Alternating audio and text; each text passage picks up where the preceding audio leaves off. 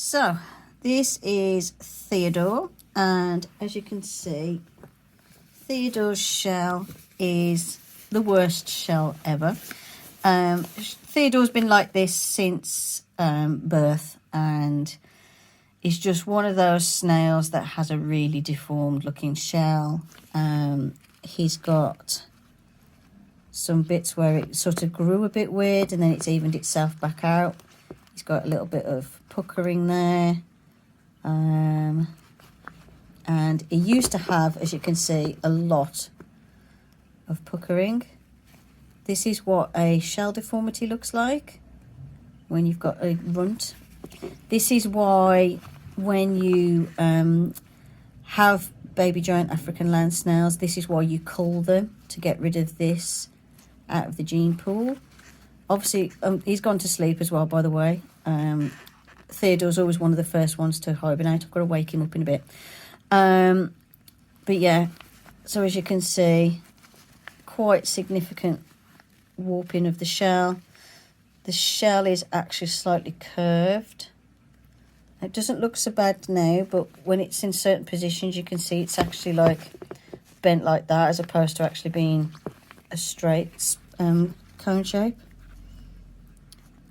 But yeah, his shell's solid. There is like a crack there, but it is pressing on it. It's not moving or anything. He still fills up his shell quite well. He has gone to sleep. I've got to wake him up. He's gone a bit cold, so he needs waking up. But yeah, so if you get a batch of snails and you're growing them, cull them responsibly. So obviously don't leave ones like this growing. With Theodore, I had Theodore from a breeder, and Theodore didn't look too bad as a baby, but then as he started to grow, we had all this weird puckering and ridging of his shell. So he is genetically inferior. So if I was breeding snails, I would have culled Theodore years ago, but because he's my pet, and I've had him for 3 years now, I am going to keep him for as long as possible and give him as good a life as possible. I don't want to put him down or anything, so I'm just going to see how he goes.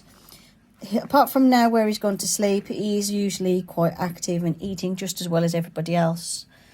So usually he's all right. And normally with the genetic inferior ones, if there's major problems, they would have died. He would have died by now, but he's still going. I don't think he'll do like 6 years or anything like Rick. I'll be surprised if Theodore does 4, to be honest.